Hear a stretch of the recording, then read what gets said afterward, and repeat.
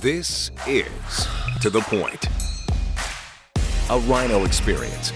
Voted one of the top home services marketing and operations podcasts. Cutting through the bullshit and getting to the point. Hey, what's up, To The Point listeners? It is your boy, the host of To The Point Home Services Podcast, Chris Yano. It is beginning of March, the end of Q1. I hope you've had a good run thus far. I hope everything's looking good. I hope the weather has certainly been helpful. But I'm excited to be sitting across from the man, the infamous Mr. Paul Kelly from Parker & Sons. Paul, welcome in the studio, man. Hey, good to be here. Good to be here. Thank you for having me. It's exciting after all these years to finally meet the Paul Kelly, Mr. PK himself. I like to keep a low profile. Well, that's not happening today.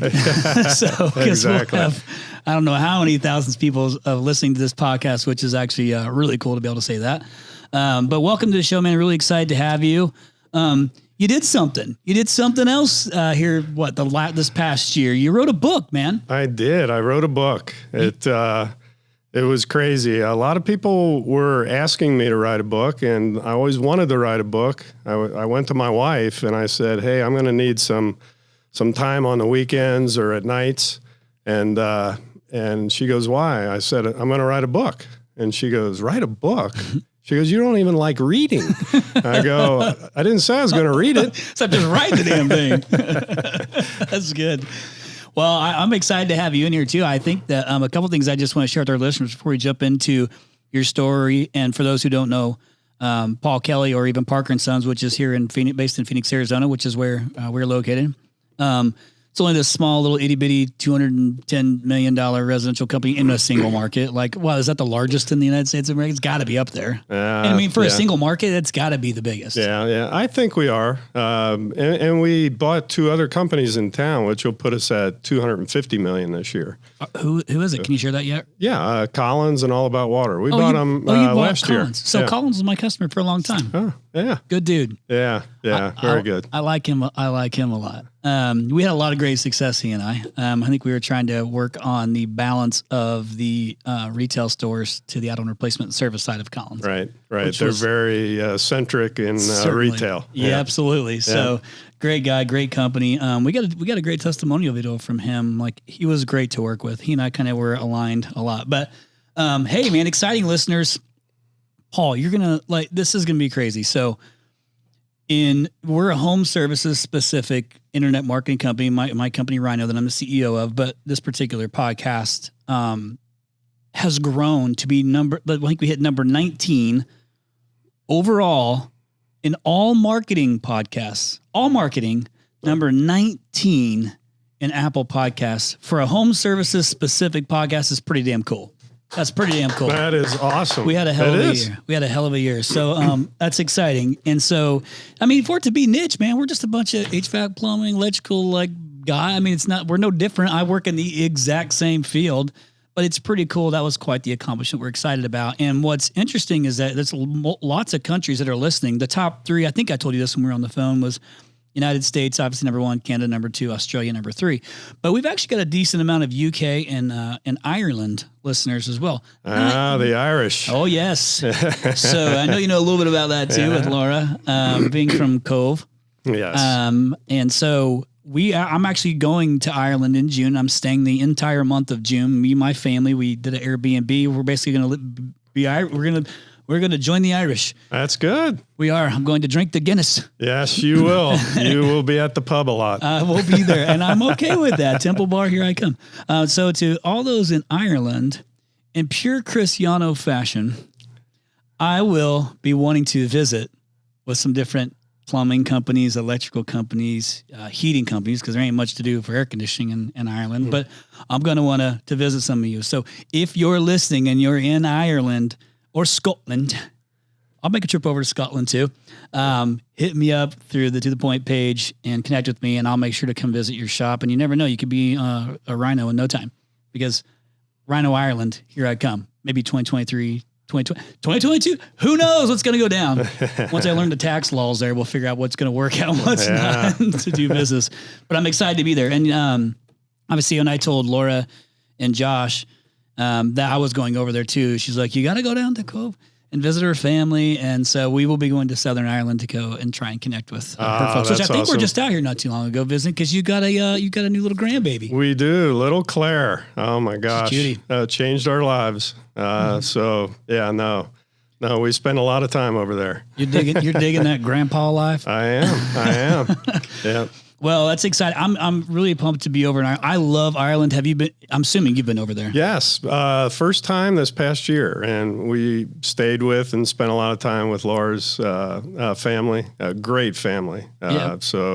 But yeah, no, loved Ireland. We'll be back. It's gorgeous. Yeah. Pubs everywhere. You can't throw a rock and hit a pub. Yeah. It's pretty good. I've told this story before. I think I don't remember if I said it on air, but when we went to Ireland, it was literally it was in 2020, right as like the travel ban hit. We were all, because it was in March, we were all in Belfast at this point because we'd done like the whole loop. We did the whole loop from Dublin. Up north, yeah. So I was in Northern Ireland, which is actually probably my least favorite part of Ireland. But our phones are all going off like at 3 a.m. in the morning. It's like, hey, did you hear about, because that's ahead in Ireland's ahead of the United States. Everybody's messaging us saying, hey, you guys going to get home? You going to get home? We're like, what do you mean we're going to get home? And that's when President Trump put the travel ban in place. So we literally had to cut our trip short, get down to Dublin, sit in customs for like 14 hours to get back to the United States. So it kind of cut my trip short, but I loved my week-long trip there. It was absolutely gorgeous. So I can't wait to go back and meet with some of y'all contractors that are listening. I do want to just throw this out there real quick before you dig into it too, Paul, is for any of those that want to come and see me or visit me, because I would like to see you as well, is I will be speaking at the PHCC event in Boston on, I think it's March 5th, a PHCC on March 5th. I'm doing a keynote there for them, and also doing like a breakout training, I think it is. And then I go straight from there to really all 4 Linux Lives. San Antonio is the first one. I'll be doing a breakout there as well. We'll have our booth and normal stuff set up. In between the San Antonio and Philly Linux Live, I'm actually heading to the Ream Pro Partner Conference in Vegas. We will have Camp Rhino there where I'll be podcasting live, which is cool, and moderating a marketing panel. So I'm pretty stoked for that. And then I go back to the Orlando and then finish with the Lost Linux Live Vegas show. You guys have been a part of the Linux Live stuff before. You're part of that deal. And then I'll be slipping in the ACA conference as well, where I'm doing another keynote presentation. Oh my gosh. And that's on March 28th through 30th. Doesn't that sound exhausting to you, Paul? I'll tell you what, man, I'm wore out just listening to it. So that's my life, really. I'm actually, and that's just March. It's the same this month. I'm doing the exam. I'm all over the place at different locations. But listen, I'm beyond blessed to even have that opportunity to be able to go and do those things. So I'm excited for it. But I'm even more excited to be sitting across from you and to get into your story, man. Yeah. I've seen the Melvins. I've seen the billboards. I've seen the commercials. I've seen so much. All these years, I've always heard really amazing, wonderful things about Paul Kelly. And now I finally get to meet the guy. Good grief. So much respect for you and what you've done in the industry, and even just kind of your attitude. And I think your heart for the trades and to kind of serve the trades and be helpful is certainly admirable. So thanks for that. But I'm going to ask a couple questions so we can kind of get to know Paul Kelly, besides the president and owner of Parker & Sons, connected with the Wrench Group. Right. Kenny Haynes has been in here before on this stuff too. Shout out to Kenny. He ain't listening to this. No, he might be he now. He could be, yeah. Actually, I'm going to tell him I gave him a shout out. He'll listen. Yeah. So what's up, Kenny G? Kenny Haynes, and he was supposed to be Rhino X. We're filming this the week of Rhino X, and Kenny was here for Rhino X last year. So, and he's missing out this year. So I hope you have FOMO, Kenny. Yeah. Ken's the CEO of Wrench, does a phenomenal job, and has really led us to, I think, be the leader in our space in the industry. So I mean, and I have this connection with Kenny for all these years because, I mean, Abacus, Alan, was a customer of mine. Berkey's, customer of mine. Plumline, customer of mine. We just... Keep chipping away. Chip it away. Jeff Belk's doing his own thing now in Chicago. Anyhow, lots of our paths cross in lots of different ways. But so I want to try and find out kind of more on the personal side too. So before I get into not only just a little bit of your story, but also in the book, Tricks of the Trades to Success, I'm just want to ask some personal questions about Paul Kelly so I can get to know you. Yeah, absolutely. Are you ready? Ask away. Let's do it. Anything you want to know. As I haven't asked this one in a long time. Birthmarks, No tattoos, birthmarks. anything. Yeah. Tattoos. I've only got one tattoo and I can't share. Okay, so listen. We have Mike Tyson coming into the Rhino X event, and he's doing the evening keynote. And so I had to kind of get creative and come up with like, what's a good entrance song for Mike Tyson? To not let, old Iron Mike down, that's a lot of pressure. So I started thinking, well, man, I haven't asked this question a little bit. So if Paul Kelly is coming out, right, smoke everywhere, curtains open, arenas cheering, what is Paul Kelly's entrance song? My entrance song. Well, I don't know. I mean, Rocky theme comes to mind, but I don't know. That's a tough question. I'd probably go with a Rocky theme just because that kind of pumps you up and gets you ready, and it's the story of an underdog, right? It is. That wasn't expected to do much or anything, and I think to some extent that's my story, so I'll go with that. That's perfect. Yeah. That's a line. Do you want to know what I played for Ken Goodrich when I asked him that question? No. I played, do you remember this? This girl is on fire. Yeah. He took the joke well. Oh, that was hilarious. Okay, so another one, and hopefully I get to experience this because I will be at the Josh and Laura with Clover Marketing's mastermind group with y'all, and I think that's also in March, right? March 10th or 13th. Yep. With a lot of amazing, like a small, nice group of amazing contractors. I'm really excited about it. And Rudy. There's another That's story. That's right, Rudy isn't it? Rudiger. Yeah. Another underdog story. Yeah. I'm excited to meet him. Yeah. Rudy. Jimmy, you guys know who Rudy is, right? Okay, Rudy. He only came in and then made a sack. Come on, got it done. Great story. But while we're there, you never know. If we could slip the sing in, it would be ideal. But if Paul Kelly had to sing a karaoke song, what would you sing? Oh my gosh, a karaoke song. The ones that you sing in the shower and the car. Yeah. I would, what would my karaoke song be? It's got to be something. It'd probably be real simple, like row, row, row your boat, because that's about how good my voice is. As it gets. Because it's one note the whole time. Row, row, row your boat gently down the stream. And I know the words. Yeah, that's perfect. Yeah, okay. Well, that's an easy one too. And it's only going to take you like a minute to sing it, so you'll be in there real quick. Okay. Last one. This one will be easy. What's your drink of choice? Drink of choice is normally, I like to mix it up, but Bacardi and Diet. Bacardi and Diet. But I can do Crown and Ginger. And those are probably my two go-tos. Now I know. Used to be a beer guy, but not so much anymore. No? Nah. Okay. Too many carbs. Yeah. Beer belly's a real thing.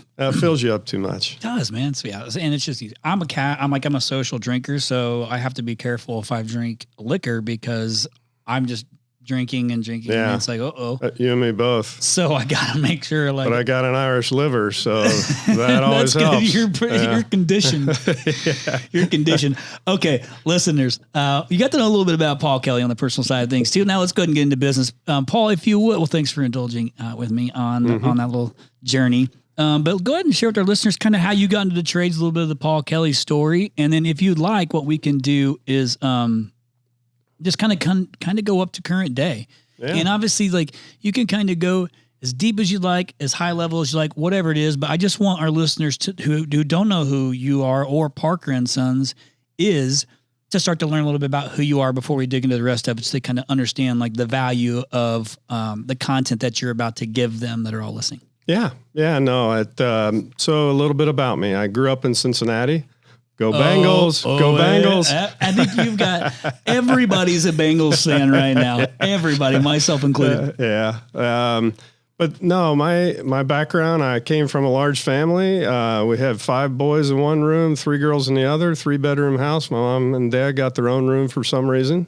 And and sounds like they didn't need their own room. There's a lot of kids.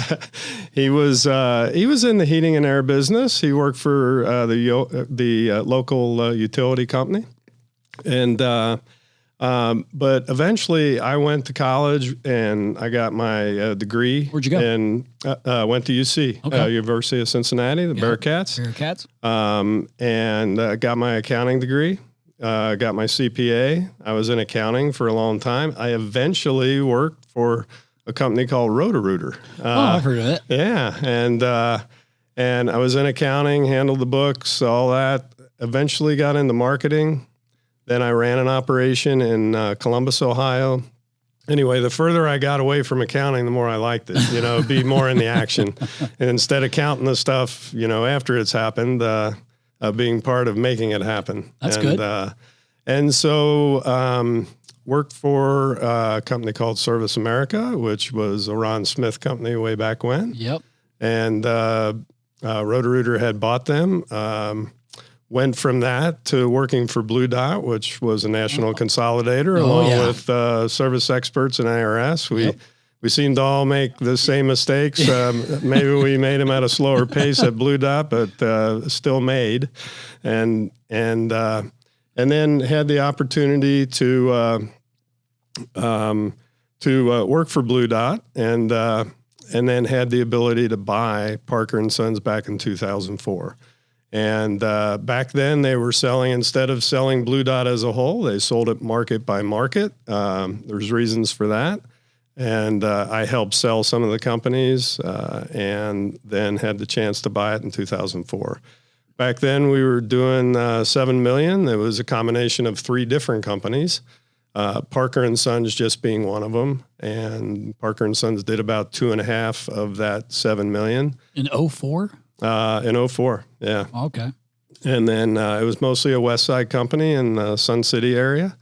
And retirement community. Yeah, retirement, and then grew it from 7 million to we'll do 210 million this year, maybe 215, and had a ride of my life, so to speak. And it's been a piece of cake, right? No bumps, no. Perfect the whole way. Yeah, no. I had a partner back then, Vince, who you see on the side of our vans, and he played the role of Mr. Parker, but that really wasn't him. Melvin, who our slogan was, "There'll be no Melvins on your job" for years and years, and now we're kind of moving away from it a little bit. Right. But he was our warehouse manager, Jerry. He played the role of Melvin. And we took off from there. It was originally just HVAC and plumbing, and we eventually added electric, and we do water softening and RO. We do insulation now. We do garage remodeling. So, that's kind of a quick snapshot of what's happened, and it's been a fun ride. You blew through that, which is totally okay. And because I do want to get into the book too, and I wasted a bunch of time right in the beginning. Before I go any further, well, one of you guys could grab a notebook off my desk that has my notes from mine and Paul's conversation, please. Thank you. You don't need to edit that, Ryan. Totally okay. So in 04, were you already HVAC and plumbing? Yeah, we were HVAC and plumbing. We had 2 locations, one in Sun City where Parker & Sons grew up, and there was another company called ECI, Environmental Conditioning, Inc., another company called Walter Anderson. Those 3 companies were all put together, and they added up to that $7 million. But yeah, just plumbing and HVAC. All mostly just residential. We did a little bit of commercial back then. No new construction. So it was, hallelujah. Yeah. I like getting paid when I get done with a job. Kind of the point. Or knowing I'm going to get paid, right? It helps with anxiety. Yeah.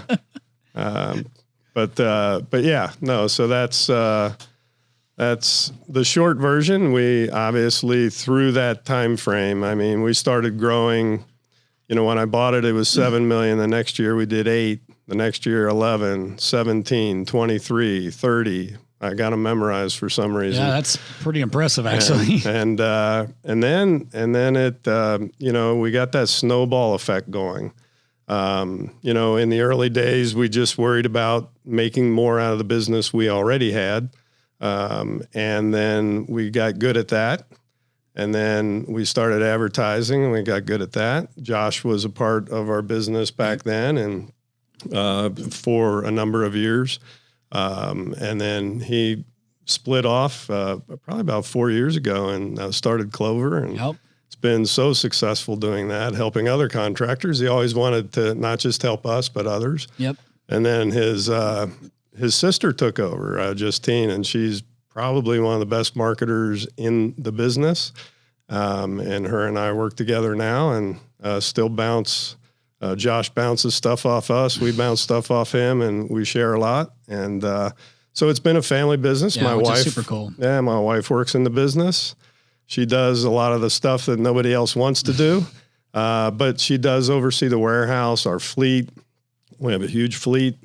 How many trucks what's your guys' fleet look like today? I see it everywhere all the time. Yeah, we have about 430 trucks. Got it. Yeah, so crazy. That's a lot of gas. Yeah. That's a lot of gas. That's one of the interesting facts I tell people is between all of our vans, 430, we drive about 27,000 miles a day. So the circumference of the earth is 25,000 something. So literally we're driving around the world every day. Every day. That's a pretty crazy perspective. Yeah. So a lot of driving. Man. Yeah. A lot of gas and and a lot of mechanical failure. Yeah. It's hard to, you know, and then more recently, so we were growing in the Josh days when he was with us, and we were growing, you know, 4 to 5 to 7 million a year. And then all of a sudden, about 4 to 5 years ago, we started growing at 20 to 30 million a year. And so going from 5 to 7 million to 20 to 30 million was a big leap for us. So was there something pivotal in there that you were able to catch to kind of take that leap after all this time? Yeah, there was. There's, it's usually about people. And I ended up being able to hire Daryl Bingham, who used to work for George Brazil and was, and when I hired Daryl, he had similar skills as I did. And now I could split my time up and spend some time doing some other things while he focused on the operations. Yeah. And that 1-2 punch allowed us to start really thinking a little bit bigger and growing a little bit faster than I might have been able to do on my own. Not that I did it on my own, because that's not even close to what happened, but with the help of a lot of people. But it was mainly driven at the top line, so to speak, by me. And so hiring Daryl really did help that. And we started rethinking some of what we did in marketing and advertising and really how we went about business. And it really paid off. Well, so a couple things you said I just want to go back to for a second. Because then when you and I were talking ahead of time on this, something you had mentioned is you had worked with Roto-Rooter, and one of the people that had a great influence on your life was Bill Griffin. Bill Griffin, yeah, one of the best CEOs that I've ever had a chance to work with. And then you'd also mentioned the Wizard of Ads. Yeah, Mr. Ron Smith. Ron Smith, you know, it's funny. I knew Ron and, learned so much from him. I can learn from anyone, and I can learn from someone that I never even meet. I learned from George Brazil. I learned how to put an image of your company up and how to brand. And I had never met George until I bought Parker & Sons. But I think in this business, and that's what you all bring to light in spades, is learning from the best. And I've had the pleasure of learning from some of the best in our industry. Yeah, and it's clearly paid off. But, I think a big piece of this, too, that I've preached over and over again, every keynote I do, every breakout I do, I always try and slip it in there is, and it's even on the walls in this office, is these two sitting in the room have heard me say this many, many, many times. They're like, okay, Chris, we get it. We've heard it. ambition without action is useless. Yeah. So I can't tell you how many, and you've experienced this too, no doubt. And then I'm going to go back to the leadership piece you talked about, but so many we're fortunate enough to actually have a media source kind of like this, where we can spread to the masses in our industry, to our peers, a ton of content, kind of share the things that you've been through in those growth, to kind of put some checkers in place for those listening who might be sitting at 1 million, 3 million, 10 million, 20 million. I have this platform to give our listeners advice from the best who've already done it, so that way they can, try to grow their businesses faster. You didn't have that. You had peer groups. You could go visit shops like you have your friends, but you can spread it faster like this. Oh yeah. So it's a way to kind of impact the industry on a grander scale at speed. Yeah. And I'm grateful I get to be able to do those things by having guys like you on to share your story.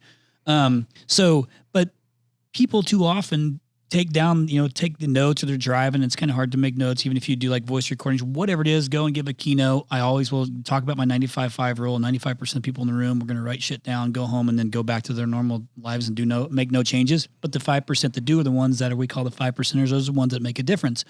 They're not, they're not always, I'm not saying that the 5%ers have to be the biggest contractors. It's just that small of a number are the ones that actually go back and implement the things into their business and try it.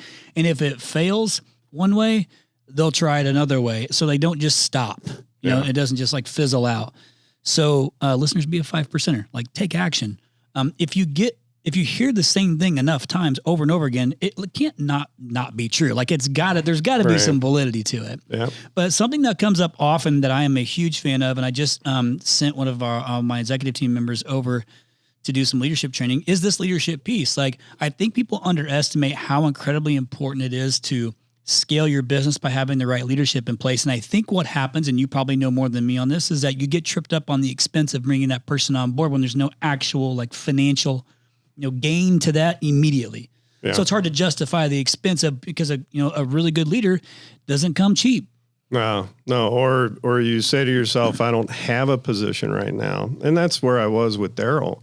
When I met him for lunch, he wanted to start, things had kind of went the wrong way at George Brazil, and he wanted to leave, and he wanted to start the electrical department at Parker and Sons. And I said, nah, not right now. I don't really have a position. I don't want to start it right now. But it's not if I'm hiring you. I'm hiring you. It's what you're going to do. And when you see talent that is that good, you got to grab them. There is a war on talent, and we'll probably talk about that later. But and a lot of people think it's just the technician level is what everyone talks about, but there's not too many Daryls or Lelands or those kind of people in the world. And when you find one, you grab them because they can transform your business. Yeah. So I'm actually really happy to hear you say that. That's something that it took me a little bit to learn. I've been in business 14 years, again, serving the trades with digital marketing for 14 years. HVAC, plumbing, electrical, kind of our baby. Now roofing and a little bit of garage doors. But something I have gotten more comfortable with over the last few years is when I look at my org chart, I might find somebody who is an exceptional leader that came up and is interested in working with Rhino, but I don't have a position for him or her yet. But when I recognize good talent and leadership, I've now said, I don't know where they're going, but they're coming here. Yeah. And we're going to find a spot for them. And then they're going to naturally start. I have an idea of where they would fit in. But I may not be definitive on or had that role in my plan, but now it is in my plan because I believe so much in leadership to scale the business. Not only for just to kind of get their skill set, their brain, their critical thinking, their different perspective. I brought in a gentleman from was ARS rescue router for 10 years, who came from the digital marketing space for all those locations and had a new perspective on things. And he said, I don't want to be a part of that flip anymore. I want to go back. I want to go be a part of an agency, and you guys are the most reputable. I'm like, thank you for We found a spot for him. Yeah. And he's a financial guy. Like, he's a financial guy, but a digital marketing guy, which is great for analysis. I love numbers. That's very unusual. It is super unusual. So I was like, I don't care where we're at, but we're going to get him on board here. And he started last year, and he's already having a great impact on the business. But I say all this to say it took me also a long time to recognize I needed to make sure if the right person comes up that, matches your values and, has all the right skill set and all those things, but you may not be ready for that. You're more ready than you think. Yeah. You'll make the move. And then that person is typically going to be smart enough, intelligent enough to start to also figure out like where they can have the biggest impact in the business too. Yeah. Yeah. No, Daryl helped, and we started growing at a much faster pace, after we added Daryl. And a lot of other people too. It's not just Daryl. That we really started grabbing a lot of talent from a lot of different places, and started to really accelerate. So this wasn't magic. Well, a lot of people think it is. Some people can't wrap their head around what we've done. They say 210 million in one market, one company. We're operating out of one facility. It's sometimes Daryl and I look at it and we say that this can't be happening. Still today? Yeah. That's Oh, crazy. yeah. On a busy day in Phoenix, we can take 6,000 calls. 6,000 That's calls. incredible. And so now we can't run that many, but we can run a lot. And But you can take those calls. yeah. You start thinking at a different level, and that's part of what the book is about, is getting people to think differently. And when you think differently, and this, Yep. then you start doing things differently, and that's what makes a difference. Yeah, and I think it's really good for, I'm going to put it back in the 5%er category, that it's, why think like everybody else is thinking? Why continue to do the same thing everybody else is doing? You're offering the same service. You got a different brand. You have, like, what can you do to set yourself apart from what everybody else is doing that you're doing in the same market? Like, so I'm a fan of thinking outside the box. I'm a fan of trying different things. COVID, if anything, I think gave a lot of people, put some backs against the wall to force you to do something differently, which I actually think is an absolute blessing of a gift we got. I'm trying to find silver lining there. It was phenomenal for our industry to be deemed essential business, what we've been forever. Yeah. It just, we made it known. So I'm a big fan of out of the box thinking, but I go back to this whole thing on it's not magic. It's still a lot of hard work, a lot of grinding, constantly. There's a lot of figuring out. Like, it wasn't that this thing now just runs smoothly. As it grows, it's just a different set of issues or problems that you have to work through to try and solve. But it's not magic. It's like you have like this big sea dust that made you guys so successful. No. And a lot of people ask, they'll say, you must have had this great vision when you started, and you must really known where you were going. And I tell them, no, I was just trying to make payroll. I was just trying to make ends meet. And so it, you don't have to, when people think of that $200 million company and they can't relate to it, trust me, everything that we do is simple. The reason we're successful is we simplify things that other people sometimes make complicated. And we get down to the core of what really makes something work, and we forget all the other things. And if you simplify something down to its core, it's easier to implement. And that's what's hard. There's a heavy lift when you learn something and there's 8 steps to it, and you need this, and you got to go through this training, and there's, 6 classes you got to go through. And, and most people just kind of look at it and say, I don't have that kind of time. I can't do that. What I try to do with everything that we implement is make it really simple so that everyone can implement it. It's a one-step process. This is the one thing you got to do. And if you do that one thing, then you can build on that. But that one thing will make a big difference, and that's been part of our success. The simplicity of what we're doing. It's not, we're not a complicated business, and we have the same problems that everybody else has. If you're a $1 million company or a $5 million or a $20 million, we've got the same problems. We just have a lot more of them at scale. And so if you ever get frustrated with your business and you want to talk to somebody that's got a better story than you, talk to me, because I already been through a lot. I don't, people say, you know, I've seen everything. I tell people, don't ever say that. There's always a tech that's going to come up with something you haven't seen. And we're surprised every day sometimes, but no, it's a fun business to be in. Well, my guess is that a lot of that's also in the book here too. Yeah. Now you used to perform a little magic. Is that? I did. As a kid growing up, I loved magic. You know, I think everybody loves magic. Of course, it's cool. And what do they want to know as soon as they see a good trick? How'd you do it? How'd you do it? So it's always, it's the trick, right? It's the secret. And what I learned about magic when I was practicing, and I learned more practicing magic than I did actually performing, because you really do. It's not magic if you're not really good at it, right? Right. And so it. But what I learned was it's a lot like business, or a lot like life. Magic is. It looks like it's some magical thing, but when you break it down and you actually see how a trick is done, sometimes it's really simple.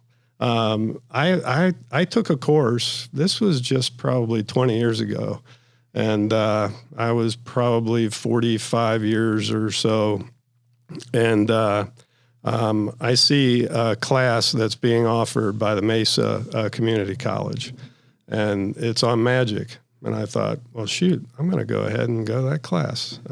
So I sign up, and I go to the class. And wait, when was this roughly? This was when I was maybe 42 to 45. Okay. Yeah, I go to this class, and it's a bunch of little kids. There's one teenager, there's maybe one 20-something-year-old, and then me. I felt like Kramer at the dojo or something. And it was, and I thought, man, this can't be a class for me. And he shows this really simple trick that if I showed it to you, you wouldn't be able to figure it out, that little kids can do. And he got me even more interested on the simplicity of some of these tricks. And so then I asked the instructor, well, he was an instructor, but he was actually a magician, if he would give private lessons. And I would go to his house, and he would teach me 2 tricks, and then I had to practice them. Then I had to come back, and I had to perform them in front of him. And when he felt that I could perform them well, then he would teach me 2 more tricks. And that was a valuable lesson to me, is that, hey, you know, you just can't spew out at a seminar or whatever what you want everyone to do. It's all about the practice, you know, the implementation, yep. And getting good at something. And so that's, you know, over the course of about 2 years, I learned, I was traveling a lot. And I would practice on the plane. I'd grab somebody next to me on a plane or at a bar or whatever. I practiced up in my room. I practiced on my family. And I got pretty good at about 25, 30 tricks. And then the business took over, and I don't really practice or perform magic now. But when I do retire, that's something. It? Yeah, that's something I want to get back into, because it's fun. It's fun. Just, you know, seeing the expression on people's face when, you know, they can't figure out what just happened. This sounds like great party tricks. Like hanging out with Paul was a great time. He's like, give me a drink, give me some.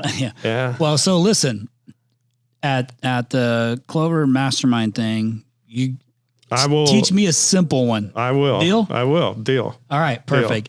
Well, what's interesting is how you kind of talk about how some of the learning of magic has also kind of made your brain think differently in business, maybe by simplifying or whatever it is. So it's kind of an out of the box thought process, but your book is kind of all geared around like the magic theme. Yeah. Like is that because of this? Yeah, that was because of that. It was, you know, it was because I correlate magic with business. and personal life, that everything can be broken down into this thing. And if you know that one thing and that trick of doing something, and it's fairly easy to implement, that you can really wow people, you can really amaze them.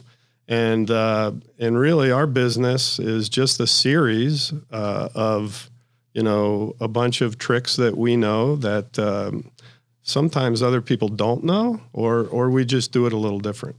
Got it. So it's actually kind of interesting because creating a big, healthy scale, like it isn't magic, but it's interesting how you've taken that and pulled it into like how magic is broken down. So like I get it. You have a chapter in there that's a snag with the BHAG, which by the way, my team knows it, entrepreneurial operating system traction, been a part of that. But it's called a snag with the BHAG, where you talk about you're not a big goal person. And you and I actually talked about this on the phone a little bit too.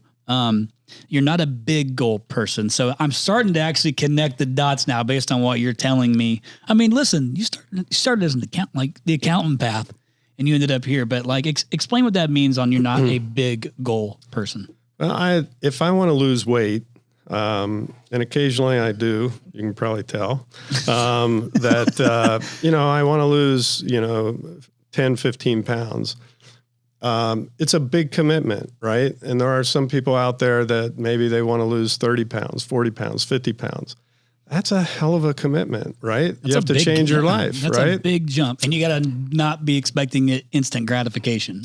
I'm different. I can't wrap my head around big goals. I have trouble. A lot of people say, well, you reach for the stars, then you'll hit the moon. I can't reach for the stars. I can't physically do that. I can't hit the moon either. Right. I can climb a ladder, and I can grab a rung and I can pull myself up, and then I can grab another rung and pull myself up. And for me, that's how I operate. And maybe some people are like that. It doesn't mean that having big goals isn't a good thing. It can be. But you got to break them down. And I don't even have big goals. I just have little goals. I always want to get better at something every day, a little bit. And so that's who I am. And so that's why a lot of people say you must have had this, this huge goal to be a $200 million company. No, I was just trying to make payroll. And then we started slow, and then it gradually grew. And even today, what I teach is like, have small goals. You can always reset them. Right. You can reset them daily if you need to. But small goals are easy to reach. And when you reach a goal, you get to celebrate. You get to feel good. Yep. You've accomplished something. Which is an important part to goal setting. Yeah. But you have some big audacious goal, right? And it might seem unreasonable to some. Maybe it seems reasonable to you. But to others, it might just be out of reach. Like, it would be an unreasonable goal if I said everyone should do 100 million in revenue or 200 million. Can't wrap your head around that. Right. I couldn't have either. I have trouble wrapping my head around it right now. Right. And so small goals are I think the way to constant improvement and for doing well. Yeah, and so I know when you and I were talking about this too, I had done a podcast on goal setting because I do it as a Rhino U here for the entire staff. It's just something I feel like I've been successful with is goal setting, but kind of the same thing. Even though I'm a gigantic visionary, I have to be able to work backwards from that goal with checkpoints to kind of feel like, to your point of, you have to feel the successes of hitting those checkpoints or achieving those goals, because that's what continues the cycle of you wanting to complete them. Mm-hmm. But in some of these instances, I almost have to retrain my autopilot or my habits to achieve those goals. And that's difficult. So if it's too big and it seems like, oh man, I'm like now 6 months and I'm not there, you start to get defeated if it's too big. Yeah. And I don't know if that's kind of where you're going, but for me, I've experienced those things too and had to kind of reset expectations. But we also talked about, like, to your point, it's okay to change your goals mid-year, like quarterly if you need to. You even said daily if you need to, because sometimes things happen in our business. COVID happens. You got to rechange the game. Like, and that's a big example, but like, there's still a lot of things that happen where it's totally okay to change your goals right in the midst of goal setting. Like, not a big deal. Yeah, no, things happen. You're not in total control. Weather can affect your business. Yep. You want to weatherize it, but and so I think you constantly have to look at your goals. And when you achieve a goal, whether it's losing a pound by tomorrow, then reset another goal, another pound by the next day, or another pound by the next 2 days. And once you get in this goal setting, goal achieving, rhythm, then you'll see the acceleration of your results. Love it. Goal achieving, important. So quickly, so I think this kind of will flow right into is your chapter on Grow Like a Fish. It's really about limitations, stop a company or person from being more successful. Explain to our listeners what you mean by that and how it relates to fish. Yeah. Well, I had fish growing up, and you kept them alive. Yes, I did. All right, that's success for the most part. Fair fish, state fair fish, the county fair fish. You had county fairs in Ohio. Oh yeah, for sure. But no, I had fish growing up, and I loved working with fish with the kids, and it was something to take care of, and it was kind of relaxing and that kind of thing. And like what kind? Like freshwater fish, saltwater fish, like any kind of fish? I never did the saltwater. That is another commitment level, It's like a huge pain in the ass to eat those things. Yeah. No, these were just freshwater. But anywhere from, we did have, fish eating fish where, Oscars, where you feed them live fish. Those are the big the big ones. Yeah. Well, they can grow big, and which was the point of the fish story. They grow to their environment? They grow to the environment. So I see where you're going. Yeah. So it's interesting because a fish will grow to the size of the tank it's in and how many other fish are in with it. And I've found that companies and humans are the same way. I can guess pretty well what a company's revenue is in our industry simply by how many square foot they're operating out of. And so you can't grow. Now there's exceptions. I would say Parker & Sons is one of them. I mean, we've figured some crazy ways to grow in a fairly small geographic space.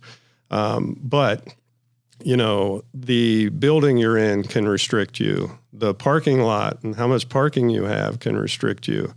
Those are physical, restrictions that, limit growth. There's mental, limitations that people have. Oh yeah.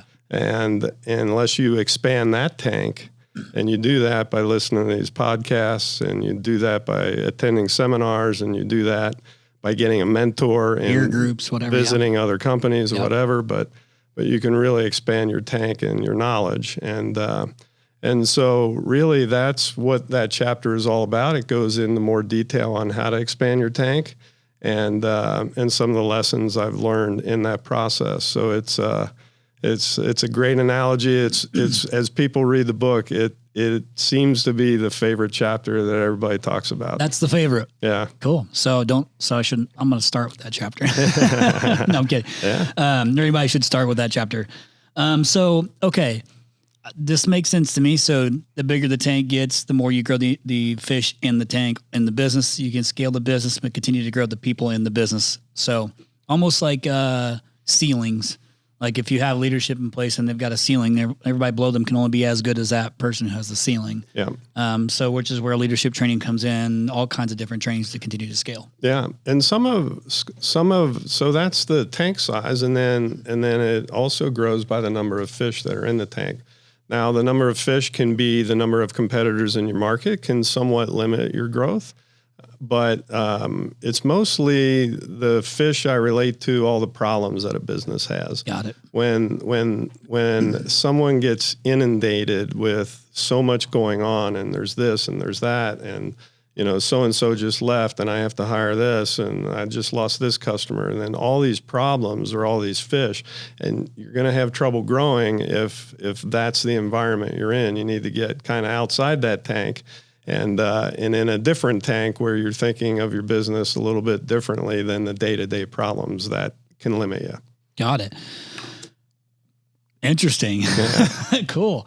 I've never heard kind of that whole, like it explained in that way of all the time and all the people I've worked with, but it makes so much sense. I can't keep fish alive. The only fish, and I don't, and because, hold on a second, let me rethink that. Like a real fish in my house. So we have, the fair fish would come in. Yeah, where you throw the ping pong ball. You got to in for the ping pong ball, and and the hole's barely big enough for the ping. You got to be like dead on to get it in there. But we've bought fish, and I've got 4 kids. We've done the fish thing. We've got the tank. We've kind of done the whole thing, and all the fish never make it for whatever reason. We actually had, when I first opened up this office here in Phoenix, we had a huge fish tank. My old partner had a huge fish tank forever, and we killed those fish.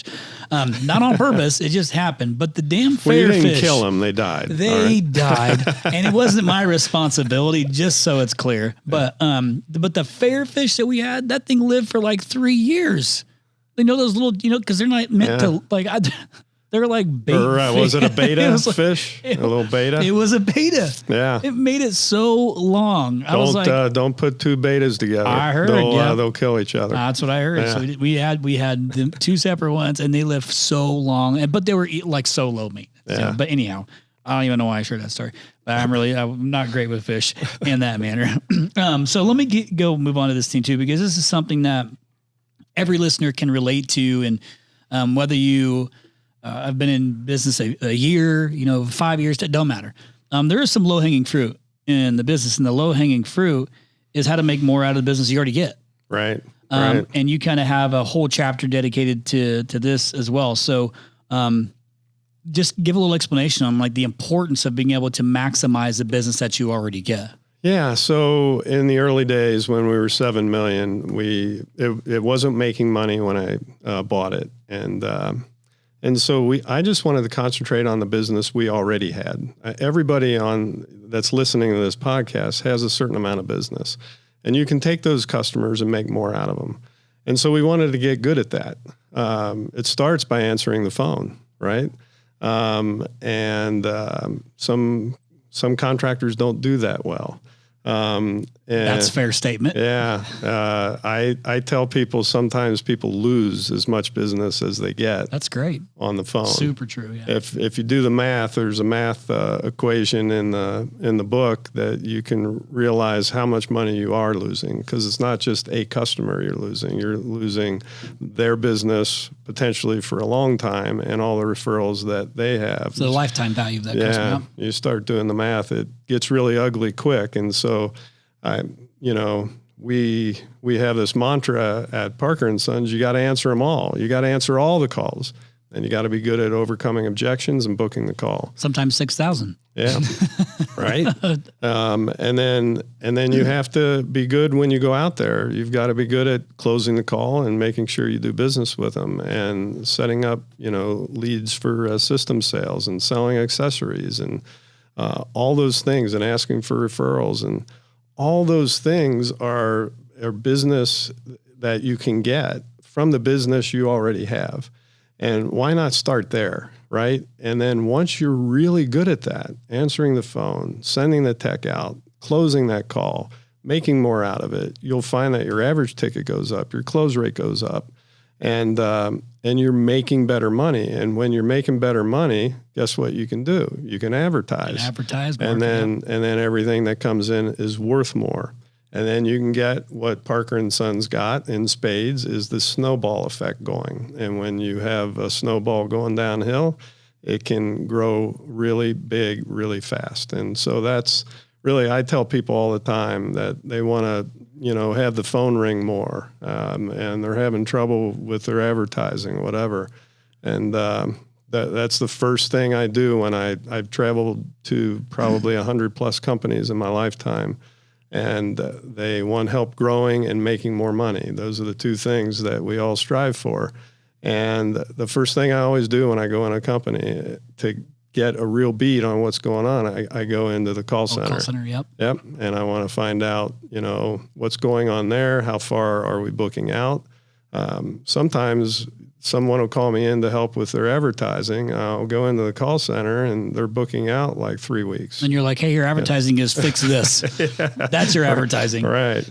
So I think there's, and we do a good job, but we can always do better at Parker & Sons. We're always trying to perfect it and get better at it.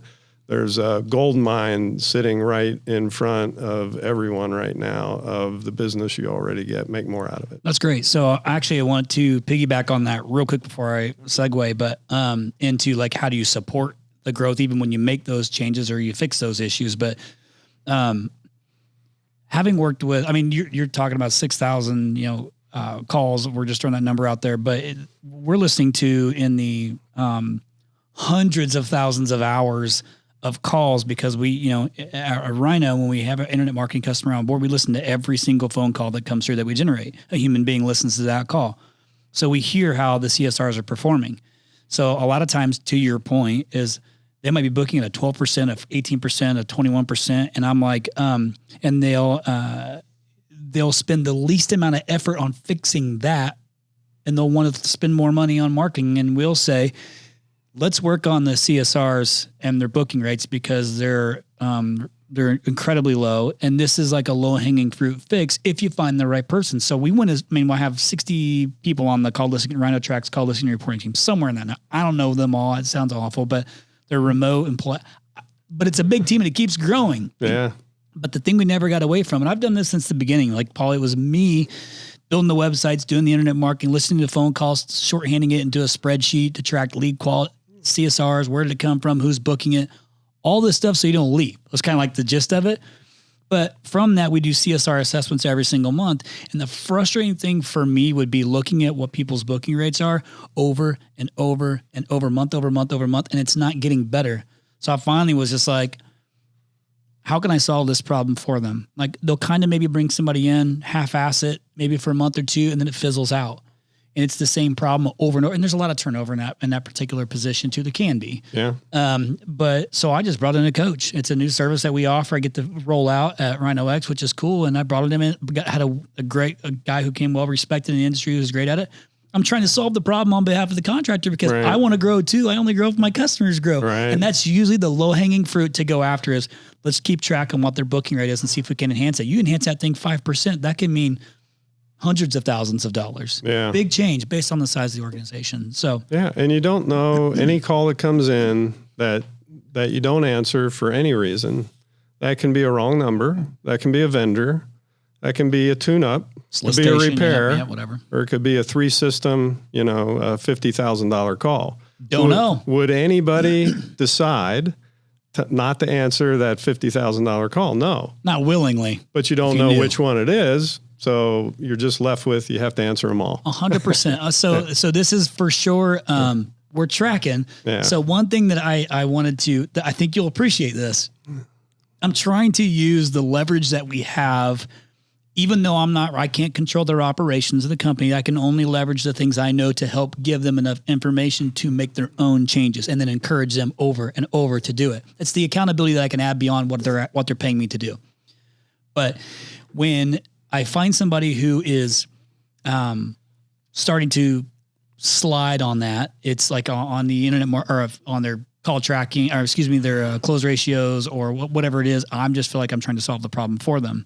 But I want to just take a quick segue because I completely lost my train of thought what the hell I was going to talk about. Where are we at? Because I want to pick it up. I had something really good. What did you just finish on saying? You don't know which call that is. Thank whether you very it's much. a 50,000. Okay, perfect. Yep. Sweet. Because I tried to talk my way around it and I couldn't get back. So I appreciate you. I had to wave the white flag. Here's what I was getting to. Shit, that was awful. That's okay. See, this is real life. That's how my brain works. I'm ADHD. Missed calls. So it's something I've harped on forever with our contractors is to say, hey, here's how many calls you missed this month, which I think is absolutely unexplained. There's no reason you should be missing phone calls today, for sure. Worst case scenario, find the least suckiest after hours answering service because that's kind of what you're dealing with and pick them and then hold them accountable too. But I love to be able to see what people paid to miss those calls. And the thing that bugs me is kind of what you just said is, what was that missed call going to be? Right. Because you just don't know what you just gave up. It's that important. So I try to use the influence of saying, hey, I know from 5 to 9, it sounds awful to have to pay somebody to answer that phone from 5 to 9, but I promise you, after hours leads close at a high rate. There's sometimes higher revenue attached to it, whatever, but there's opportunity in there that is the value is far greater than what you think the expense is going to be. But that missed call, I don't know, Paul, like for me, it keeps me up to think like, oh shit, what was that call going to be? Was that going to be one of those $50,000? The answer is probably. There's probably some of those in there. Yeah, no. And I think people, like anybody, can justify something, right? And you end up talking yourself into, well, everybody misses calls. And to some extent, you're right. You normalize it. Everybody does. Yeah. But it doesn't mean that you accept that. It doesn't mean that you start there and say everybody misses calls, so that's why I do too. No, every call is important. You paid a lot of money to get that phone to ring. Yep. Some of it may be your own customer who has used you over and over and over again, who's your biggest referral, and you're deciding not to answer it. There's not much good that happens when you miss a call, right? No. So I think the risk is too great. Yeah. The risk is too great. And bringing in new business is difficult enough and expensive enough, and it's only getting more expensive. So that's an easier fix that most still just blow right past. Yeah. Hey, sorry to the point, listeners. I know I did it again. I have to stop this thing because this is going to be a 2-part series, and you just listened to part 1. How amazing is Paul Kelly? What an organization he has built, and such a good dude. So you have to tune in to the next episode, which is 110 for the second half of the Paul Kelly story to $200+ million in a single market. Can you believe it? Until next time, we'll see you. No 0 days. Listeners, thank you so much again for listening to this podcast week after week. We are extremely grateful. Again, the whole purpose of this podcast is to give back to the home services industry that we love so much, whether you're a Rhino or not.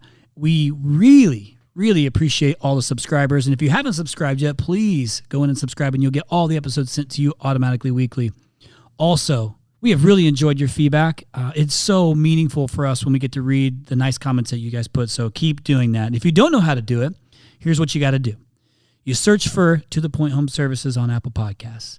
You click on our profile, scroll all the way down to the bottom, and hit write a review.